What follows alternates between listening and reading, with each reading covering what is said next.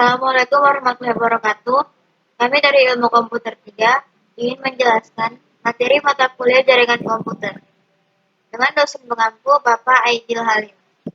Di sini kami akan membahas tentang layer OSI. Layer OSI yang kami bahas ini adalah layer OSI yang ke-6 atau presentation layer.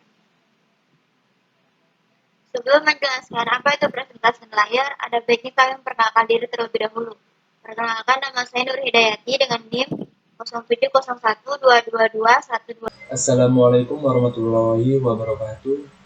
Perkenalkan, saya Riko Prananda Prayugo dengan NIM 0701222120 dari kelas Ilkom 3 semester 4. Assalamualaikum warahmatullahi wabarakatuh. Nama saya Muhammad Faruqi dari kelas Ilmu Komputer 3 semester 4 tahun 2022 dengan NIM 0701222109. Perkenalkan, nama saya Adinda Tarisa Hasibuan dengan NIM 0701222116. Assalamualaikum warahmatullahi wabarakatuh. Perkenalkan, nama saya Fathul Hadiraya dengan NIM 0701221032 kelas Ilmu Komputer 3 semester 4. Assalamualaikum warahmatullahi wabarakatuh. Perkenalkan, nama saya Muhammad Asy bin Nasution dengan NIM 0701222106 dari kelas Ilmu Komputer 3 semester 4.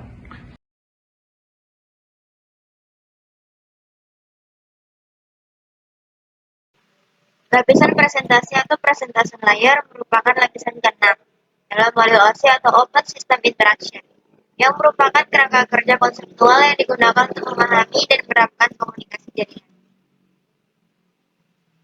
Model OSI sendiri itu memiliki tugas yang terlibat dalam pemindahan informasi antar komputer yang terhubung ke jaringan menjadi 7 lapis, mulai dari transmisi fisik data atau lapis pertama, hingga ke aplikasi perangkat lunak yang berinteraksi dengan pengguna.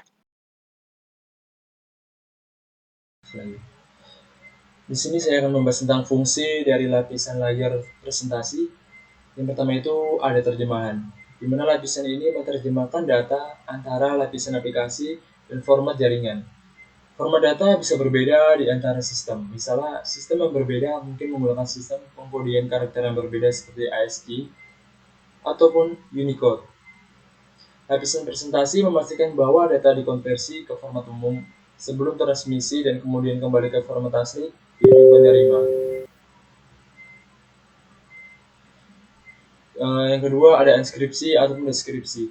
Lapisan ini menyediakan lapisan di mana enskripsi dapat diterapkan pada data sebelum ditransmisikan melalui jaringan. Demikian pula, ia juga dapat mendeskripsi data yang masuk. Ini sangat penting untuk menjaga kerahasiaan dan keamanan data selama transmisi.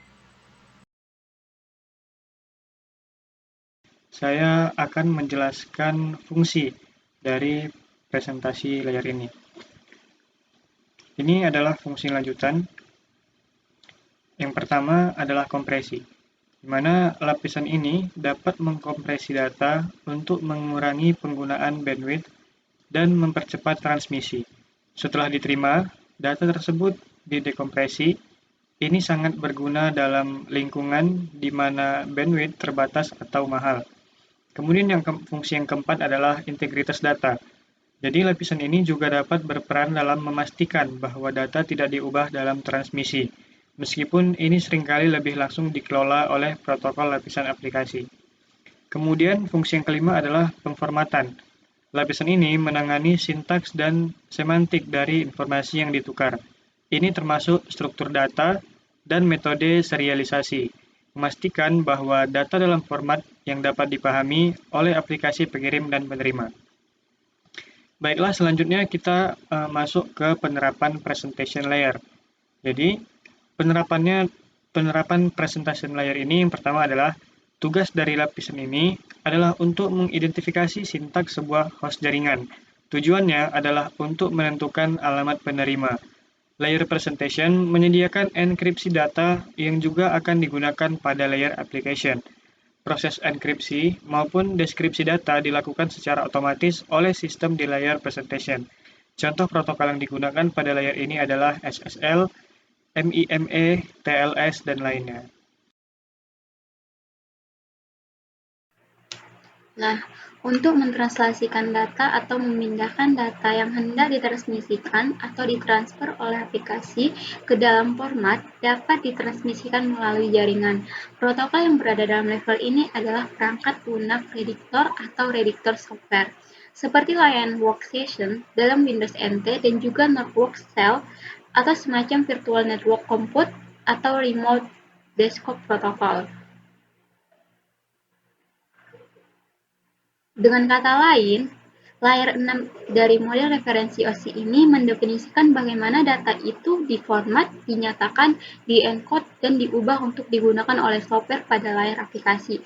Penerapannya itu seperti Telnet Protocol, yang digunakan untuk akses remote masuk ke suatu host, dan selanjutnya data tersebut berjalan secara line text.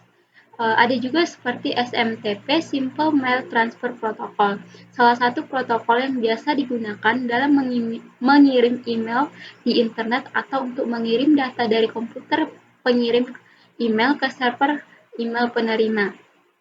Selain itu ada juga SNMP (Simple Network Management Protocol), di mana protokol ini digunakan dalam suatu manajemen jaringan. Di sini saya akan membahas kesimpulan. Selanjutnya, yang kedua, layar ini mendefinisikan jenis coding, konversi, dan transisi berbagai format data. Contoh format data antara lain JPG, GIF, MPEG, WAV, MP4, MP3, dan lain-lain.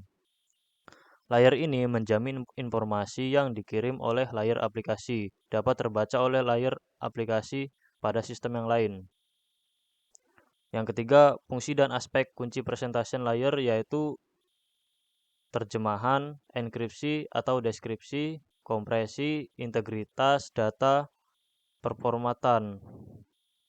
Yang terakhir, penerapan layer 6 dari model referensi OSI mendefinisikan bagaimana data diformat, dinyatakan, diencode, dan diubah untuk digunakan oleh software pada layar aplikasi. Nah, di sini saya ingin membahas tentang saran penggunaannya. Yang pertama, pastikan data yang dikirimkan sudah diubah ke format yang sesuai dengan aturan dan kebutuhan aplikasi penerima. Contohnya, mengonversi data teks ke format ASCII atau Unicode. Dan yang kedua, gunakan protokol atau algoritma enkripsi yang aman untuk melindungi kerahasiaan data saat transit. Hal ini penting terutama dalam komunikasi yang melibatkan data sensitif. Nah, yang ketiga, menangani error yang mungkin terjadi saat transmisi data, seperti kehilangan paket atau kegagalan koneksi dengan menggunakan mekanisme seperti checksums atau retransmisi.